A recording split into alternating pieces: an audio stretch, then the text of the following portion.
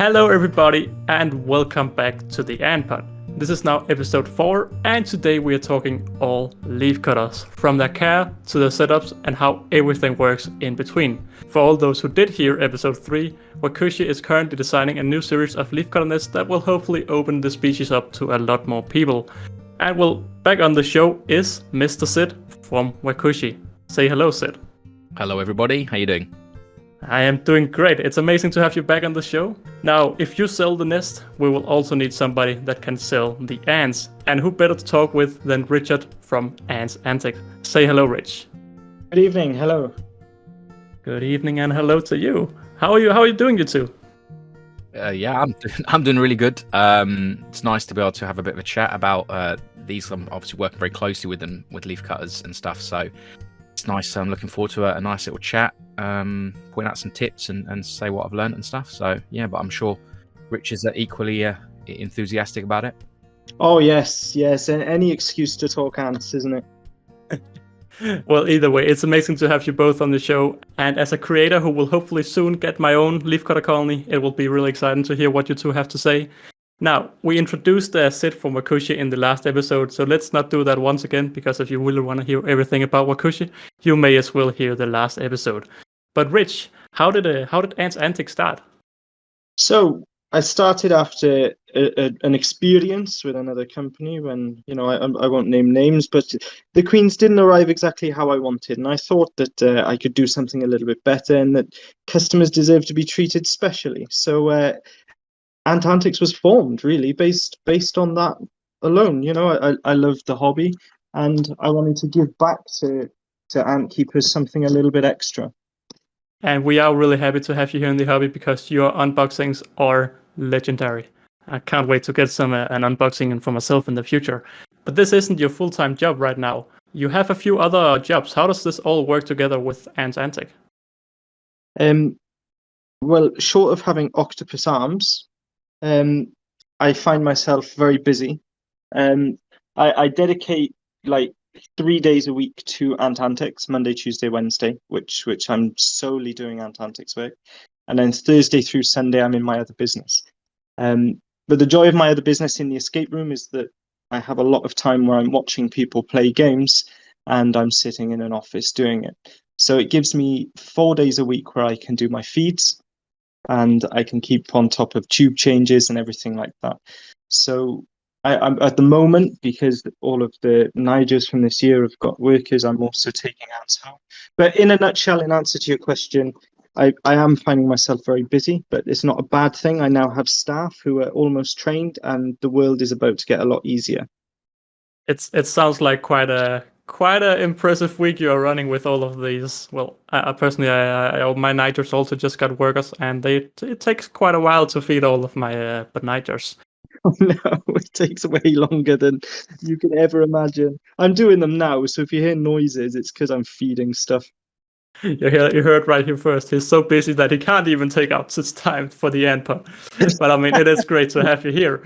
But like I said, we are talking leafcutters today, and you are soon one of the few shops here in Europe that will sell leafcutters. But you have actually had the leafcutters for quite some time. How does this all work? How many colonies do you have? When did you get them, and how big were they when you got them? So, geez, I got them whenever I put the first picture up on Instagram, whenever that was. All of these weeks are merging into one. And I got them as fresh queens. So I got them as queens with pellets. And boy, have I made some mistakes along the way. And what does fresh queen with pellet mean? So when a queen leaves the nest, when a leafcutter queen leaves their home nest, they take a tiny piece of fungus, a pellet, with them in a pellet pouch just under their chin. And then when they set up a new colony, they'll mate, they'll go down, pull off their wings, dig themselves a chamber, and then they'll use that pellet to create spores and grow a new fungus for themselves. The problem is that I didn't learn until it was too late, is that when they're in shipping and they're coming all the way from wherever they're coming from, those pellets tend to degrade and die. So you end up with a heap of queens and no fungus. And as such, the die-offs in shipping is catastrophic too. So yeah, I've learned a lot along the way, but I've got plenty of healthy colonies. I think I've got 49 or 50 colonies now. Still growing, and a lot of them have sold. I've got people collecting this week. I've got shipments going out on the 20th for colonies purchased, and I've got another 20 colonies that I still have to ship from my supplier. So you have all your colonies are already out on sale, or how does this work? yeah, pretty much most of them have sold. So everything I've got that's ready to sell has pretty much sold. I think there's only 2 or 3 colonies left of the first wave. And then I've got another 25 of them growing now as we speak. They're just not ready to go on sale yet. And then I've got another 23 colonies to be imported. Damn, it sounds quite impressive with you also having normal colonies. You have quite a lot of things to do, I can feel like. Yeah, but these cutters isn't a real job, my friend. Oh, why not? Because they give you so much entertainment. I really look forward to coming into work, picking their leaves up fresh on the way, and then going in and seeing them. And you open it up and they crawl up you, and they try and bite you, but they can't yet because there's no soldiers. It's not a real job. It's more entertainment. It's a break from the real world. Well, I can't wait to get a break like that for myself. But we do also have Wakooshi on the show, and you two are working together with designing some new nests for leafcutters. Or Wakooshi is working on it, and you are helping you're helping each other. But how did you two start working together? Well, so funny enough, actually, we kind of got in contact through a project we were working on with EA. So it was actually Aesthetic Ants who was kind of did a bit of collaboration project, which kind of got us talking.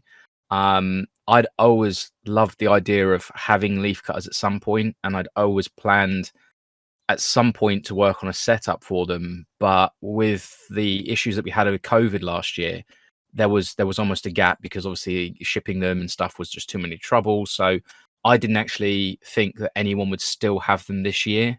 So I'd kind of just always thought, well, without having leafcutters to actually learn from and sort of product test, it was that whole concept was dead in the water until Rich basically said, I have leafcutters and there's a real sort of want for setups and things for them, and that's really how it kind of stemmed out. I kind of parked the whole project, and then when he said there's I need some setups and things, I kind of reorganized the projects and plans going on at the time to kind of really go full steam into this, and over a matter of days mocked up a couple of prototypes, and I actually drove so I'm sort of more London based, and I actually drove over to Ant Antics store over in Wales. It's about a 4-hour drive, so it was no means a small drive, well, by UK standards anyway. I know some places. How far did you go for your messer? Yeah, I drove like across half the country, and that was a 3-hour trip. Okay, all right. So then this was fairly relative then. So yeah, I went over to go and visit the store and got to see behind the scenes of how he's raising the queens and things, and the setup there was just astronomical. The setup that Antics has got for these, the way that they're all climate controlled and everything, it's just fantastic. I mean. And it was so nice to see the process of the full stages of raising them up from fresh queens. They're not colonies that have been dug up and sort of just repotted and things. These are it's a much more challenging process to take them from a fresh queen, because in the wild they have a very high mortality rate, and very few actually make it to that colony stage. So when you are taking them in the early stage, it will, it raises a much more stable colony when they've been raised. I mean, I can see that factually from the colony that I've got from him, how well they've done. They were thriving the day I got them. And as you've seen from pictures, obviously, unfortunately on a podcast, we can't share pictures, but you've seen a lot of the development just over the course of a month. Yeah, they look great. You make me so jealous, both of you. I was just very lucky to have made contact with Rich, and he's managed to sort of make this the project and the sort of thing materialize, because without them and his hard work, it wouldn't have gone anywhere. So it's fantastic. They are an unbelievable, and I can't stress enough. I've kept some fantastically interesting species, all types of exotics. They Leaf quickly become your favorite, didn't they, Sid? they're number one by a massive margin. I really kind of thought a few of the species I had would never be replaced the number one spot, but the sort of the depth of leaf cutters, and actually in some ways the ease of them, they are much, if they're in the right settings, the care of them is much easier than most other ant species. But we'll touch on that a little bit more later. So we kind of we met up, and we did some exchanging of products. I got a colony from him. He trialed a couple of the early prototype setups and things, and that's really kind of how it started.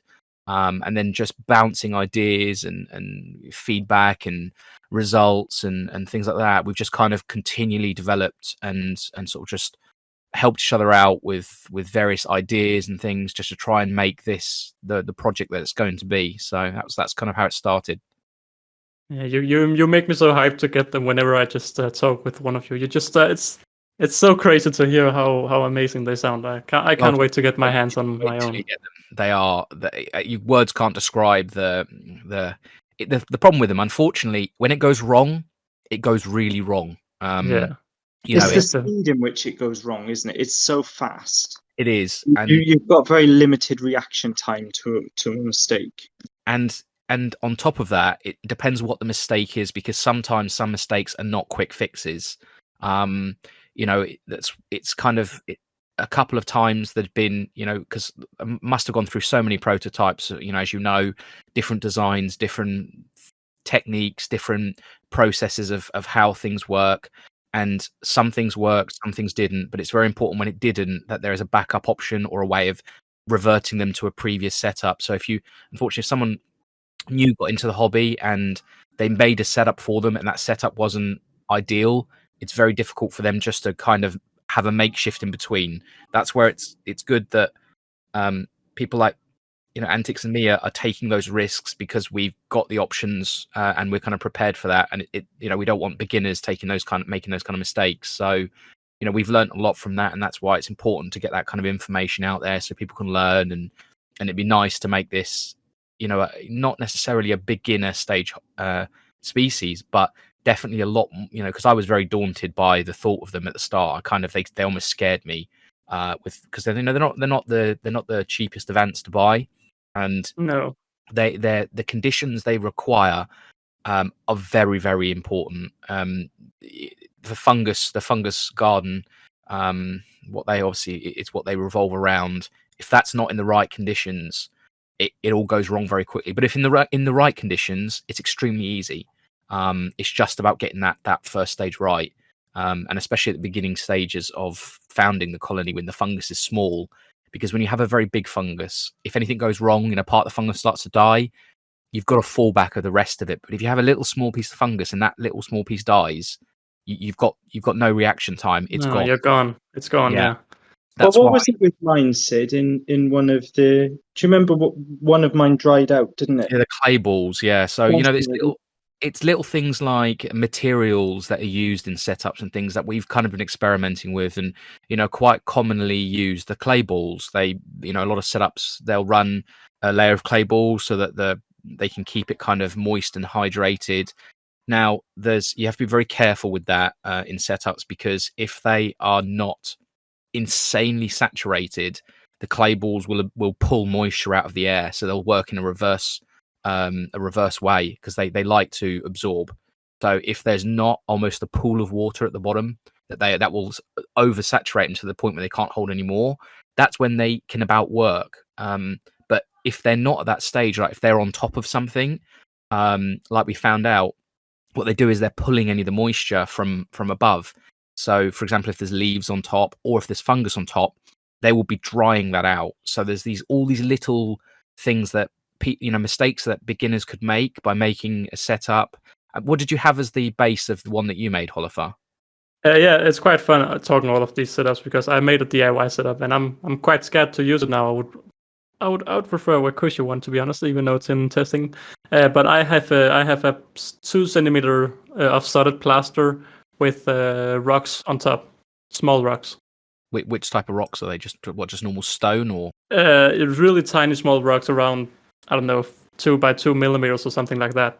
So the fungus, my idea was that the fungus would grip onto that, and then the plaster would lay beneath that to have the humidity. Yeah. So I mean, like those types of things, they kind of, a lot of the theory behind them sounds right, and they can work, but from messing around with these now in different setups and things, it's like you could almost imagine it's 50-50 in quite a lot of setups, and you can put them in there and you can be like, cool. And this is where I'm trying to take that 50-50 away. You know, sort of me and Rich are working on these things so that people can have the options to then kind of go, and you've got a setup and you've got a leafcutter colony, and you go home, and as long as you just follow the sort of simple steps that it takes, you don't have to worry about, is the fungus going to dry out in that setup, because if it works in one, it will work in another. Whereas unfortunately DIY setups, every setup is usually designed differently, and there's only one way to find. I mean, I've gone through 5 or 6 different designs, trying different things, and probably 5 of the 6 just didn't work out so far. Maybe 7, sort of 5 of the 7. So 5 of those have just been kind of scrapped, taken bits I've learned from those over towards the newest version, and the newest one's got some great results so far. So I'm quite confident in that. But you know, that could have been 7 people, and of those 7, 5 of their funguses might have died out. So Yeah, and they would just have lost that money. Yeah, that's what we're trying to stop. But I think we'll go a little bit more into all the thoughts you have while designing the nest a bit later, because we have a few questions from the viewers. Now, if you want to ask these questions yourself, head over to the Ant Pod on Instagram. That is where I post for whenever we need questions for the show. So yeah, if you want to ask some questions, that is over on the Ant Pod on Instagram. But the first question comes from Victor, who asks, where are leafcutters native? To the best of my knowledge, the Americas. And that's the full answer. Yeah, why not? Let's short and sweet, is it? The Americas. And unless, you know, I'm sure there are fungus growing species elsewhere in the world, but for the Atta and for the Akron, we're gonna say Americas. Final answer. Nice and quick. Next question comes from a lesser known ant keeper who asked, can you feed them a protein? And by protein, I think he's referring to mealworms and insects. Yeah, well, I mean, you can put it in and they'll just kill it, I guess, but they're not going to eat it. They eat fungus, and they will consume sugars. You could put in honey and sugar, but not too much, because it would distract them from their daily cutting. But they wouldn't have any need for protein. That's quite interesting. I actually thought you would. I didn't think you would say that, but yeah, interesting. Next question comes a little bit of the same, and I mean, you almost just answer it. But a question from Ants Island is, do leafcutters only eat leaves their entire life? The only part of the leaf they consume, in actual fact, is the fluid that's within it. They'll take the carbs from it, because obviously workers need carbs. It's what keeps them going, and they can get that from the leaves. But they don't actually eat the leaves. They eat the fungus itself. And Wakooshi Sid here has got a good theory, because he's witnessed the queen eating a flower that the fungus produces. So it's even questionable whether they eat the fungus itself. They're waiting for it to flower, like they're harvesting a fruit, it would appear. Sid would be able to tell you more about that than me, though. Yeah, so it's just doing research into them. Obviously, I've had a very limited experience span with leafcutters. Obviously, since collecting them fairly recently from Rich, everything's been very full on with regards to studying their behaviours, the whole processes and how they work in general. I like to try and keep things going to go into things as almost naive as possible, and then figure a lot of the stuff out myself, because there can be a lot of conflicting information on the internet, and some of it's not necessarily true, some of it is, so it's hard to know. So I like to kind of learn as I go along, and a lot of the time it's from personal observation.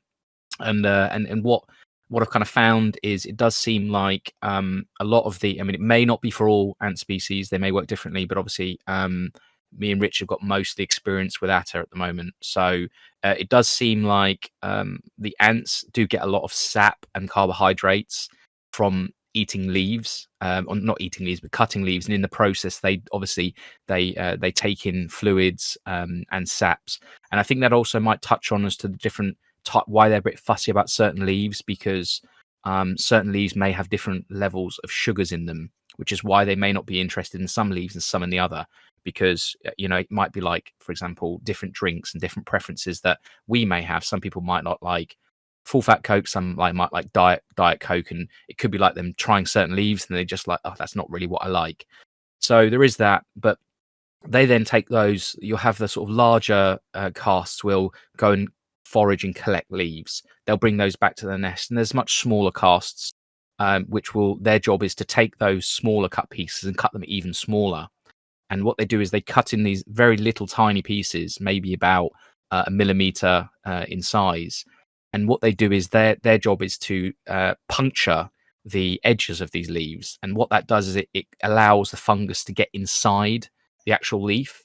So in that process of puncturing the leaf, they are also in turn now getting the carbohydrates and the saps from the leaf.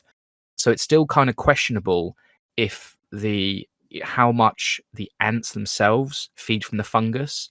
But what I definitely have witnessed is the ants on sort of more mature fungus, it goes through certain stages.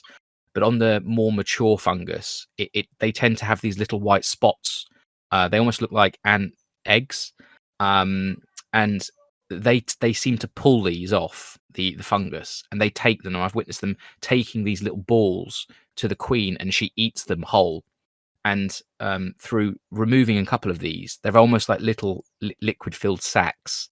So, and I've heard that the fungus, it kind of blooms like a flower or equivalent of a flower, and that's what these little balls are. They're the sort of the fruit, if you will, of the fungus, and that's actually what the queen eats. And apparently, from what I'm reading, that's what they feed to the larvae as well. So it could be that could well be the protein source then. It could well be, yeah, indeed, yeah. You can get protein, and then they're getting carbs in the usual way from cutting and from sugars. So there's a lot, a lot of people tend to simplify this whole process and just go, oh yeah, no, they eat the fungus. I'm not strictly sure that's true, especially with atta anyway. Like I said, all these experiences are all limited to atta at this point, because obviously that's what we've worked. But a lot of the sort of ant cutter species, they tend to work very similarly, and they've evolved in a much the same way, and their funguses are quite similar. But that seems to be the general process of how they feed and how their development works. Those are the different stages, and along that process, somewhere along the line, they're all getting food along the line. So that looks to be how that process works out. It's just insane to hear this, because leafcutters are one of the ant species that there's just tons and tons of documentaries on, because they're so interesting. But yet again, we just don't really know anything about it, because it's just a research. It's a really researched species without really being researched at all. Like, you can get so many different stories on the internet, and just like this, I'm hearing this for the first time, and that's not what I've heard online. But yeah, it's insane. It is, and I think that a lot of it comes down to them being actually very complex. And I think a lot of it's not to really keep them. Do you realize how complex and deep they are? And most documentaries, they tend not to go that deep, because they want to seem. It can almost seem too overcomplicated. So I think most documentaries just like to take the surface of ant leaf cutters and explaining that they grow to tens of millions of workers, and they make their nests underground, and that they can make foraging lines for this far, and they carry things X amount of kilometers, and they'll strip whole tree. They tend to go on the headline facts about them. Most people are probably not interested to hear that they don't actually eat the fungus, they actually eat a small so those types of things probably people exactly. Or maybe that documentaries they don't watch them long enough to maybe witness that. Maybe they may not an offended colony, a big colony. I mean, it could be that they're recording other species, and maybe they don't do the same thing that these atta are doing. But and the only reason I came across it is just because I happened to witness it that one time, and because I'd seen them kind of, like Rich has mentioned, he witnessed them taking some fungus to the queen and her munching around on it, and I witnessed a similar thing as well. And what I think was happening is the queen was trying to remove the fungus and actually get rid of the fungus and take the little ball. The It was fruit growing inside it. and whereas that can look like she's maybe eaten a fungus, and that's why maybe people have assumed that it's the fungus they're eating, but definitely they have these little spores, and that's what they've been picking off. Because after I saw that, I watched it quite in more detail, and then I started seeing it happen actually quite often, and they're almost bringing a continual supply to her. I guess if she's producing 30,000 eggs a day, then she's going to need a lot of protein, and it almost seemed like the rate in which they were giving them to her is sort of one every sort of 30 seconds or so. They were really feeding quite a lot. So that's it's nice insane to hear. It's that, but these are just minor things that have been witnessed in the month or so, maybe 2 months. Is that all it's been, Sid? It was start of August, wasn't it? So it was only been about a month and a half. Yeah. Jeez, I feel like I've aged so much. It's all the stress of having leaf cutting. It is, isn't it? yeah. So that's stressful. I thought you said it was relaxing.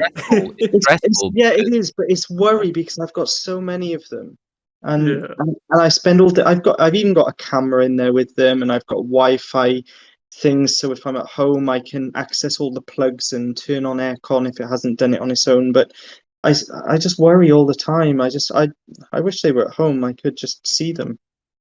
So there's two. So Holleufer, there's two types of worry with leafcutters. Founding stages are very, very, very difficult. So that's my worry. That's why and that's why Rich raises them to a certain stage. So he gets them to the golf ball stage, because when I got mine at golf ball stage, they were really, really, really hard. You're also a less than golf ball, though, Sid. They were a little bit. Credit. Yeah, they were a little bit less, but getting them to that golf ball stage even further than what I got them, because when I got them, they were a really nice, sort of healthy stage, and I felt initially I was a bit daunted, but then after it was a bit daunting. But then after a while of keeping them in a setup and witnessing how and then I realized actually they're quite robust. They've got they know what they're doing. They're not sensitive. They're actually a very, very calm type of ants in the smaller stages. They're not. The queen's relaxed. Everything's just very nice and chilled. You can open the top. You can feed them. They don't frantically run everywhere. So that was really, really easy. But getting them up to that stage, you can, as with most founding ants, obviously that's the risky stage. When the workers are there, when the fungus is bigger, you can sit back and relax a lot more. But then you have the second stage of stress, and that's when setups go wrong. And that's where I've witnessed that in the last week or so, where I made a little pod that worked brilliantly, and it just took them through the sort of early stages up to sort of maybe orange size fungus, and that worked. But then they outgrew that setup, and then I moved them into another prototype, and then things just went very badly. Now it could be down to extra airflow, it could be down to more space. Obviously these are all things that I'm looking at, and we're bouncing ideas back and forth about what can be different causes, trying to eliminate different variables. So it's just about some good progress. Yeah, I mean, in considering it's been 6 weeks, and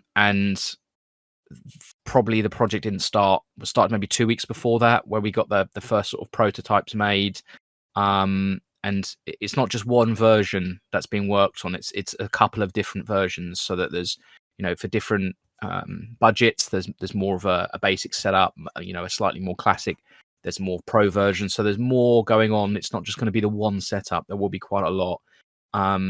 But there's a lot of stress in that, because luckily I'm in a lucky position where I've got a few backups and I know what's worked, so I can always go back step if something goes wrong. But having just the one colony, it does make that very stressful in itself. But if you take those two factors out of it, the founding stage, which Antics takes care of, and then as long as the setups are, they work for one, they should work for all. It's just getting the settings, the right level of humidity, hydration, because unfortunately there's I've noticed as well, they need very, very, very, very high levels of humidity in that main pod, where most meter readings will show you 99% because that's what they go up to. But there's more than 99%. The pod needs to have an incredibly high humidity, where if the meter readings go into 98, then you're definitely way too low. So levels of hydration is critical. I've found that out recently. It's insane to sit and listen to all of this, and I'm wondering a bit, since you have had the colony or your colonies for 6 weeks, and Rich has had them for quite a while longer. What's the best leaves to feed them, from as far as you have researched? Dandelion leaves. That's what mine love the most, but Sid's like something different. Oh, and as a special treat, I've stopped doing it now because it turns the fungus yellow and it looks like it's dying, but it isn't. But as a special treat, you can give them some Rice Krispies. They'll drop whatever they're doing and take them back to process. I love the excitement you have in your voice. Yeah, but it turns the fungus yellow because of the color of the Rice Krispies. And then I go in and I panic then because I think the fungus is dying. And I'm like, geez, why aren't they stripping it? You know, this shouldn't be dying. And then I remember it's Rice Krispies, so I don't do it now. But dandelion leaves, hazelnut leaves, and Sid's going to tell you now all about the blackberry leaf that he found, but I can't find the same variety and they won't take it for me. So the thing, now this is one thing, again, I went into it and I was very, very inexperienced. I didn't really know about it. I looked and as far as I was aware, blackberry leaves are blackberry leaves. I didn't realize there's different versions of blackberry leaves. You know, I thought they were all the same. And I got very, very lucky. Where I keep them, I had a blackberry bush in my garden, and I got quite lucky with the first one because I just, you know, I heard that this was an option that a lot of people use. So I thought, fantastic. I put them in there, and they went nuts for it. They loved this stuff. They were chopping it, and it was just going great. I thought, cool, okay, fine, got that. Tried a few other different things that they say people like, you know, different like dandelion leaves. I tried as well. Didn't really like it. Maybe not the right dandelion, though. That's it, exactly. So I tried rose petals, weren't interested, thinking this is really weird. And it's not till you actually you really have to experiment. Now you can't read that they like bramble leaves and just go, okay, they're gonna, yep, cool. I'll get some bramble leaves. I've got a bush at the end of the, you know, down the road. You can't do that so much because I've also got another bramble which I didn't realize until we'd obviously, you know, kind of bounce few ideas and thinking, what's going on here?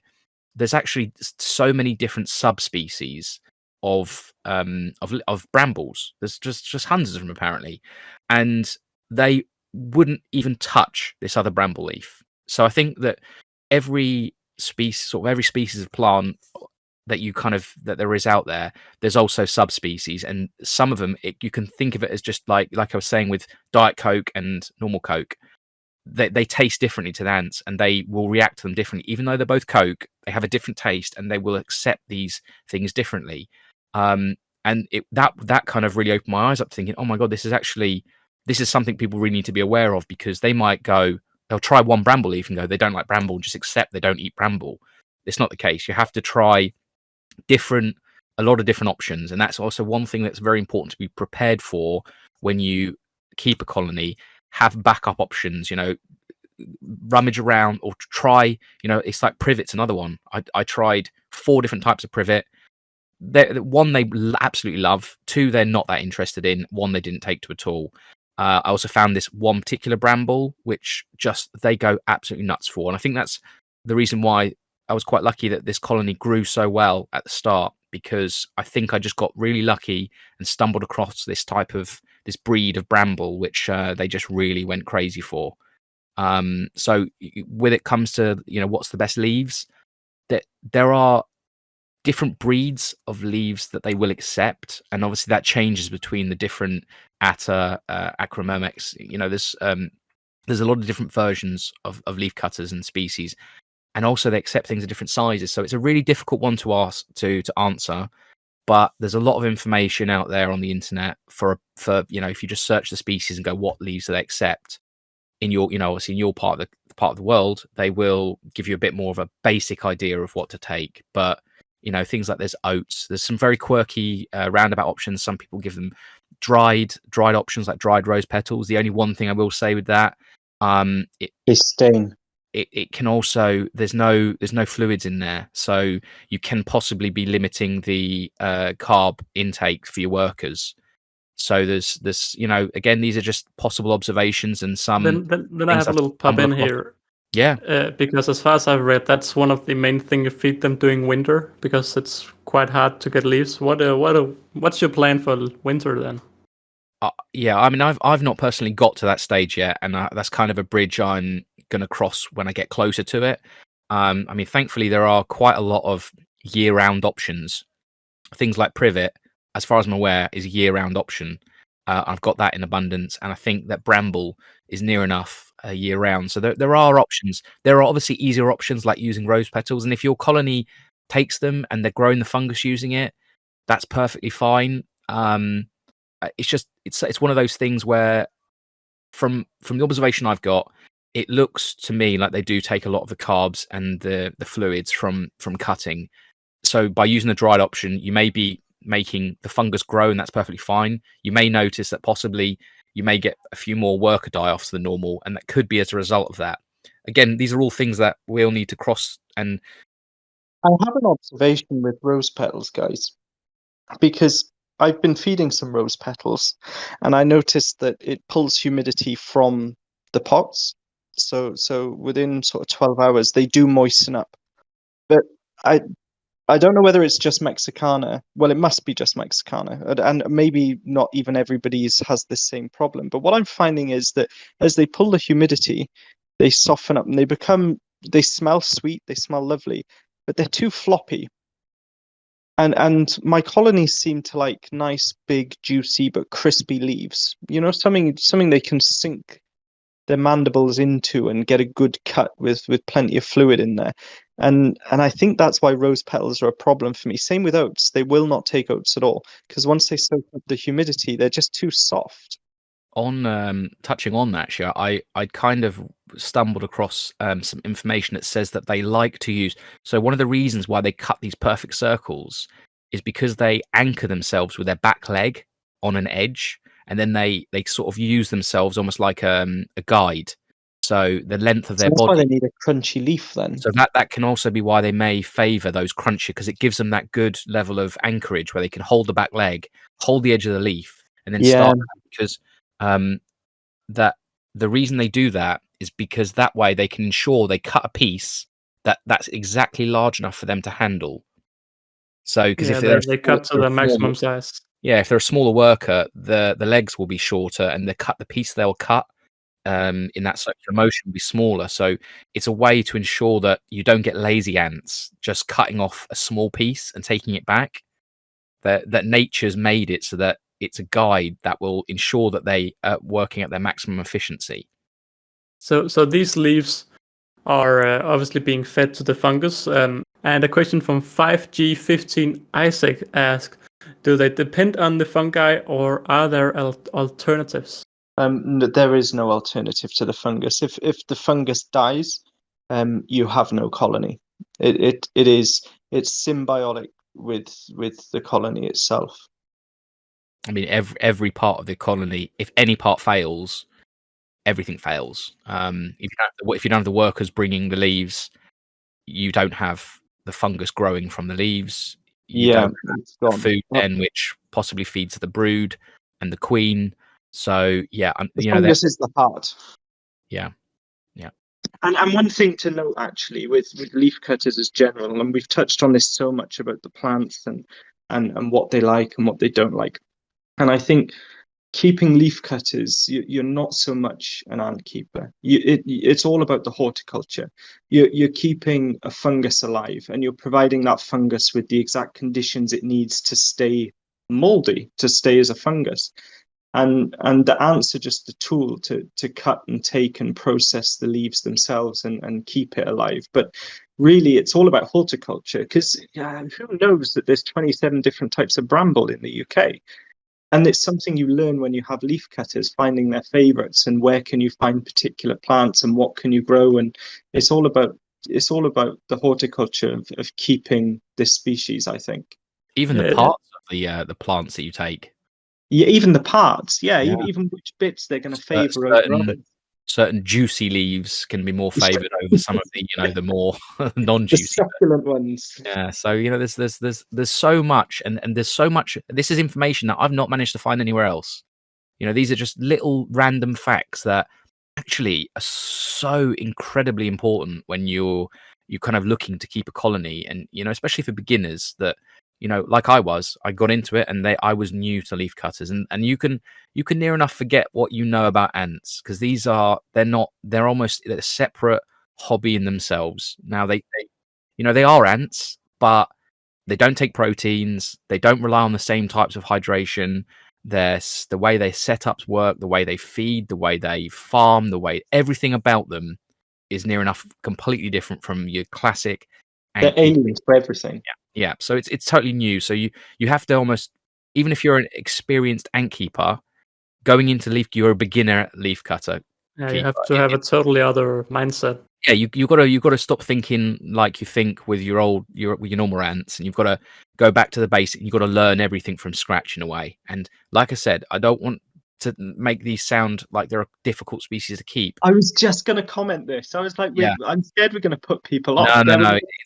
It's exactly the opposite. It's just about, if you follow the simple steps and you don't do the don'ts, you'll be okay, and it's perfectly fine. Because honestly, I've got them here. I'm looking in front of them now, and it's just it's mesmerizing, because that fungus, it grows into almost like a piece of art, and it's fascinating. And you can witness things in a whole other different way than you can, because of the visibility and the way that their sort of fungus is all, it's not tied in a nest under a red cover. You can witness everything. That's fantastic. Sid, you know the real test, don't you?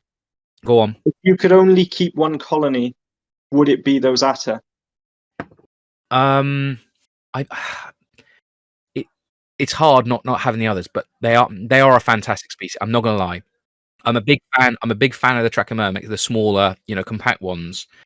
But at the same time, I think that when they get going and they're collecting from pods all around the place, and I can see them going through tubes, and I think that more like those kind of zooish type setups, I think that's when they're going to really shine, and it'll become a lot more interesting.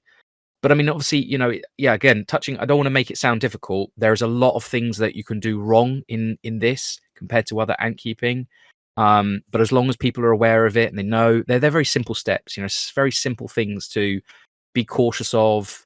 But interrupting you here a little bit, we have this you shouldn't do, and personally what I have read online is heat is a big problem, and we have Harry and Marvin asking what's the best way to heat them and what temperature do they need. And that's really important for leafcutters, because it's very easy to go into this don't overheat them category. Can you explain a little bit about that? So 24.5 degrees. What's yours at, Sid? Mine's at 24.5, the whole room, and I wouldn't change it. The sweet spot's 24.5. Now, but with a cycle. This is where, again, through some observation, I've noticed that fluctuating temperatures actually can possibly be beneficial. I don't know this yet, because this is just on some of the early research, but I've noticed that at cooler climates, they tend to do more cutting, and then at warmer climates, they tend to do more of the chopping up and actually applying the chopped leaves to the fungus. So I think they have certain night and day cycles as to what jobs they do and things. It could be that they go out at night time and forage leaves because it's safer and there's less predators out in the wild. Whereas during the day, or maybe it's just down to heat outside. So I think that there could be a benefit in having swinging temperatures. Well, since we've done this, Sid, since we've noticed this, I've put a day and night cycle in where I'm growing them. And it's a 2-degree variation between day and night, and that includes lights. I've got smart lights in there to come on in the day and off at night, and fungus growth has increased. So that could, it could. I mean, it would make sense because it's like that in the wild. Because you always kept yours at a set temperature. 24.5 they were for months, and yeah, the The fungus growth has increased since I've been doing a 2-degree day and night cycle. So the temperature is important. That being said, mine have swung anything from 20 degrees up to, well, they went even as high as I think 30, 31 very recently. So they went very high. And I think that with some of the issues I was having recently could have been as a result of having very, very high temperatures. Yeah. But at the same time, that goes to show that swings in temperature, as long as they're not for really extended periods of time, like I said, going that high, I think that because my fungus very recently took a little bit of a die off towards the backside, and I think that could be down to possibly because unfortunately I moved them into a new setup, a new prototype, and there could have been down to a high humidity difference. I also think it could have been down to temperature. Unfortunately, they happened both at the same time, so unfortunately the results on that are unclear. But definitely, I think a safe variants are around about 21, 22-ish. Anything scoping up to around 27 is quite good variables if you can get them to sort of swing in those parameters. But I think that what Rich has suggested, sort of a 2 degree plus or minus of 24.5, probably you'd be onto a bit of a winner there. Settings increased everything. Yeah, and it does make sense that they would have a day and night cycle because, well, it would generally make sense that they would have a schedule for when they would go out to get the leaves. I'm imagining, as we're saying, they need their carbs from the leaves, and I'm sure that in the nighttime and in the morning there's a lot more condensance on the leaves, so it would also make sense that they would get them. But going on to the next question, we have captured all the viewer questions, and we are now going a bit more into the more testing side. Although Sid has been very effective at already talking about all the testings. You have made a few designs. You're gonna make a expensive and a cheap variant, and all this kind of different setups. But since you started making the test and the prototype, what part of the nest have you changed the most or improved the most? Right, so they've been going through quite a lot of changes. I mean, when I got them, they were in a very small pot, so it was kind of a compact pot, and that's good because it holds the humidity great.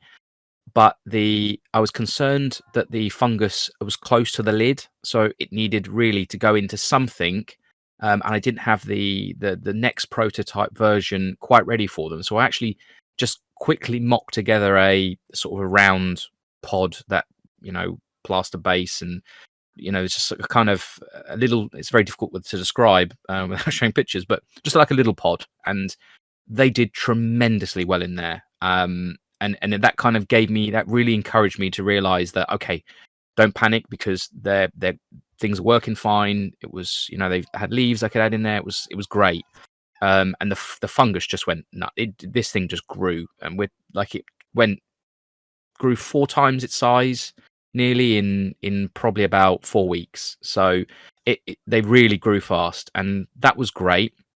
And then I kind of worked on a few other bigger designs, trying out tubing, connection, side pods, all types of different things. And they're kind of at a stage now where they outgrown that first small pod, and I'd moved them into a bigger one. And that's where I said recently, because obviously bear in mind this is all over a matter of just a few weeks, because this is quite a recent project. And things didn't go as well as I'd liked.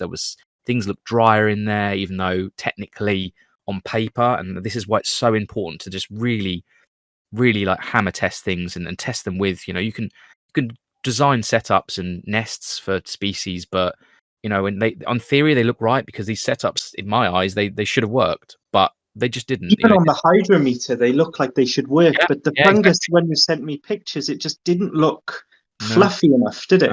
It just seemed to, you could just, even though the meters in there are saying it's 25 degrees and it's 99% humidity. This is what I'm saying. This wasn't right. I think that you can have 99% humidity if there's just a lot of moisture in a pod. But if a pod has almost got a completely saturated layer, there's going to be even more humidity in there. So I think that the meters can't almost capture the right level of humidity you need in these pods. Because I mean, obviously you can't have more than 100%, but I think that meters tend to cap out at 100% much earlier than really is 100%, if that makes sense. So And could there be any condensation gathering in the meter to give it a slight false reading? possibly, but trying a few different meters, they all do the same thing. They all cap out incredibly, what feels like very early, but I think that's just because the way the measurement system works, 100% humidity is not like there's complete water in the air. It's not like, if you dunk them in water, they'd read 100%. But if you had them in a really humid room, they can also read 100%. But there's two different levels of hydration there completely. Inside water, it's going to be absolutely, well, it's pure water. So this is where, unfortunately, I don't think meter readings can help. One thing they can do is, if obviously one of the ways I use them is if I ever see 98%, I know that, wow, that's already too low in the setup. So when you get these people who are posting that leaf cutters need between 85 and 99, or 85 and 95, I'm actually not 100% sure on that, because I don't think that's actually high enough. So I have a little bit of a question for both of you. So first for Ansantic or for Rich, how are your setups looking right now? And after that, to Wakooshi, what is your goal with your new setups? What's the long-term plan? But yeah, what setup are they in now, Rich?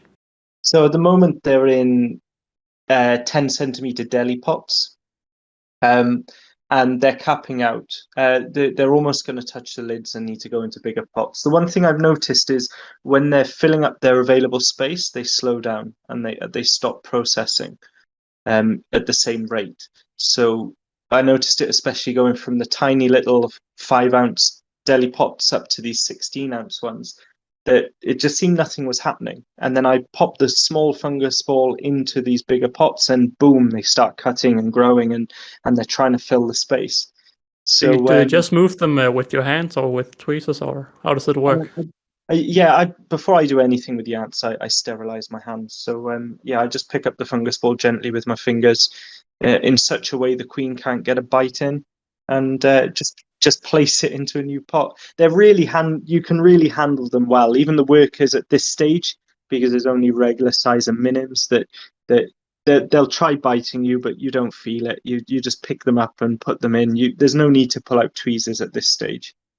In some ways, I'd say avoid using tweezers, because the fungus it's shockingly deceiving. Yeah, you'll go to almost lift it, and it will as you just kind of, the more you squeeze, the more it just kind of folds in. It's like a incredibly super soft sponge. That's a good point, Sid, because I never realized how soft it was until I physically had them, and it's like a mousse, isn't it?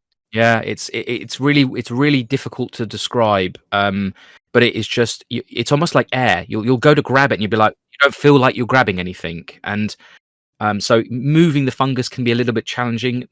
And one of the kind of ways that in the setups I'm using, they have like a mesh a slightly raised section to allow airflow under the fungus, and that's made things, I must say, a lot easier, because what I tend to do is lift up the sort of mesh that they're on, so I can transport them without actually having to handle the fungus. But yeah, you have to be very careful with it, because that can be a real issue. If you try and use tweezers, you could use too much pressure, and it can break apart very easily if handled incorrectly.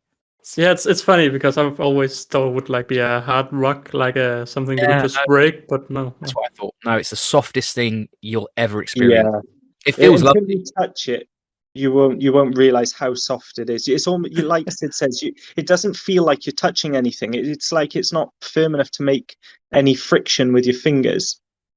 It's amazing. I love hearing all of this. But yeah, Wakooshi, you're now making these new setups, and what is the long-term goal with these setups? Is there something special in mind? Well, I mean, just making things easier for the hobby. As everything that's worked on is just to make ant keeping easier, make it more successful, make it just, because like I've always said, this is a fantastic hobby. I'd love for it to get to the stage where it's as popular and as well known as tarantulas and snakes and reptiles and praying mantis and all this stuff. They're booming hobbies, and they're really, really popular. And for boys, girls, just everyone just loves those types of things. It'd be nice to get, because it's almost got a little bit of a kind of nerdy reputation as to, you collect ants. It's kind of a bit odd. Which, but if you say you collect snakes or tarantulas, people are a bit like, oh, okay, right. That's a well known. A lot of people do that, so it's fair enough. But when you say ants, you get almost a bit of a different reaction, and that's where it'd be nice to change that, where it becomes so popular that people are, oh, okay, cool. Yeah, I heard a lot of people are doing that now. It's quite a popular hobby. And but to get to that stage, people just need to have the information. They need to have easy options, go-to options, expansion options, and again with leaf cutters, after keeping them, like with all the ants that I keep, it's just about coming across the problems, finding the solutions, and then just solving those problems as the colony grows. Because if I'm having this problem, whoever else keeps leaf cutters are going to also come across this same issue when they get to a certain stage, and they need, so really it's just about developing a range of housing for leaf cutters, so that, like DIY options are great. And if people are like super experienced and got the information, then fantastic. That, you can't really, it's a lot of fun doing that stuff. But the whole point of what I'm trying to do is just make an option where if people don't want to do any DIY, they want to go, do you know what? I'd love to have one of those in my living room. That, they look fantastic. This is a setup. This setup works. I know it works. I've seen it work. And then that headache and that stress is just taken away from them. So they've got somewhere where they can get the ants. They've got somewhere they can get the setups. And in all likelihood, the place, because this may be something that possibly just retails through Ant Antics. So there may be the option of they can get both of the items at exactly the same time they collect, which would be nice. Because obviously, and I think going towards that, we are ending. We're getting close to the end of the podcast. I have one last question for both of you. Ant Antic, how many leaf cutters are there available right now, and will you be able to stock it year around, or how will it work over the next foreseeable future? It's hard to say. Right now, available for sale, I think there's 2 or 3 left out of wave 1. Wave 2 is going to be considerably longer, maybe another 8 or 9 weeks before I have wave 2 ready. And then the third wave is the ones that are on their way next Monday that haven't been shipped yet. Again, it's going to be 8 or 9 weeks. But I'm just going to keep growing these colonies. It's really hard to say how many people in this niche market are going to want them or invest in them. But I think it's all hanging in the balance on the setup, making this an easy thing. From even down to how I've done the care guide on this species, I've tried to make it in such a way that we take away some of the "you do this, you're dying" sort of thing, and make it easy to understand and less daunting. So I think it all hangs in the balance of this setup. And when Sid, and it's wonderful what he's doing, but once that's a viable option, I think we'll see an increase in sales. And a perfect lead over to Sid, because my last question for you is, what is your timeline on these setups? Just a rough estimate. I mean, it's difficult because it really just depends how testing gets on. With the last setup that they went into, I had a lot of confidence in the theory design of it, and it just didn't work out. That happens. 80% of prototypes fail, or they just don't yield the results that I think they should. And if that's the case, then that project will be scrapped, and a new design will be made. I'll take what's learned from that and move them across, so that tends to be every prototype that's made will take the best of the failed previous one, and then I'll fix what I found ended up not being working. So it kind of, they just evolve over time just to get better and better and better, and like all the products, they evolve over time. So there may be certain changes made later which will make that even better, but it all relies on feedback, testing. I'm getting to a stage, we're probably at the stage now where the initial results from the most recent setup are very promising. It's taught a lot about the size of the setups, where I think that you have to almost grow with the colony. You cannot put them in they're like other ants, you can't put them in too big a setup. That seems to be the case with leaf cutters from the observation so far. It's still very early. I think that like I said, I don't want to put a time frame, but we're working on things as quickly as possible. But I'm hoping that this year it should be ready. Failing that, I think definitely we'll be ready for next season. But it can be earlier. Depends how the results work out. There is a few setups going out when they get to a certain stage, and I'm confident enough in them that they go out to various testers, and then they will test further, and then that's when you really learn a lot, and that will get it to the stage where it's retail ready. It's amazing to hear, and I can't wait to see how it will end up looking, because, well, your prototypes do look really different from one to another. But saying that, I think we have reached the end of the podcast. So is there any final words you want to share? Let's start with Rich. No, thanks for having me. It's been great to talk to you guys. And there's lots more to come. And Sid, I really hope this prototype works, because I get so many emails about setups and I have no faith to send people to anywhere else. I'm just holding out for us, to be honest. We're working on it, that's for sure. Yeah, and do you have any final words to say, Sid? No, just leaf cutter love. That's all. Yeah, there we are. There's a new hashtag there, leaf cutter love. Yeah, hashtag leaf cutter love. No, it's fantastic. It's great being able to chat about these types of things. Obviously, if you need to get in contact with us to discuss things, obviously, Ant Antics. We're both on Discord. We're both, on all the socials, antantics.co.uk and wakooshi.com. So, if you need us, just reach out. If you want a bit more of a idea of time frames of things or how things are getting on, then we're happy to help. Or if you've got feedback, or if you kind of know anything, then let us know. It's great to work on this project, and we can't wait to get it ready for everyone. And with that being said, thank you both for joining the Ant Pod. It's been amazing having both of you on the show. And without having any complete future plans, I'm sure we will probably get both of you on the show in the future as well. And for all of those listening out there, next episode will hopefully be with Nova ants and Aussie ants, and where we will talk all Myrmecia. But thank you both for joining the Ant Pod. So just like in episode 3, we found this amazing way of ending the podcast with both of the guests saying goodbye in Ant Holleufer style. So starting with Wakooshi, and then Ant Antic, and then I will end it off by saying bye.